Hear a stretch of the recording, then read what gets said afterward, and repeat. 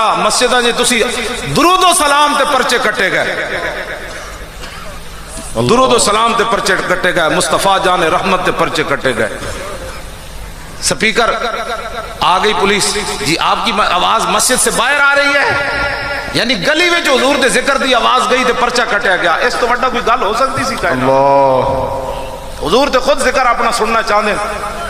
ہاں جی، اور جڑا یہودی آیا سی جی بھیڑیاں بکریاں لے گئے سی تے انہیں جدو دسیا نا جی انج بھیڑیے میرے نال گل کیتی، حضور نے فرمایا انج نہیں، میں مجمع لواندا ہن دس میری شان کے۔ حضور خود چاہتے ہیں بھرا مجمع ہوئے تو میری شان بیان ہوئے۔ سمجھ آئی گل؟ موضوع ہی دوسرا چلا جانا ہے۔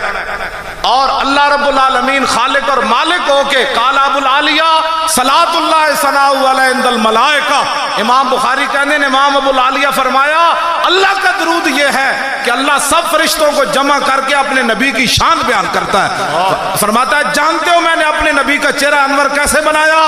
جانتے ہو میرے نبی کی زلفیں کیسی ہیں؟ جانتے ہو میرے نبی کے ابرو کیسے ہیں؟ جانتے ہو میرے نبی کی آنکھیں کیسے ہیں؟ جانتے ہو میرے نبی مسکراتے کیسے ہیں؟ جانتے ہو میرے نبی کے مبارک دندان کیسے ہیں؟ جانتے ہو میرے نبی چلتے کیسے ہیں؟ جانتے ہو میرے نبی کھڑے کیسے ہوتے ہیں؟ جانتے ہو میرے نبی نماز کیسے پڑھاتے ہیں؟ یہ انداز رب اپنے فرشتوں کے سامنے بیان فرماتا ہے۔ اللہ اللہ قاسم عشق نبی جیسا لقب ایک سوا تیرے کہیں جچتا نہیں۔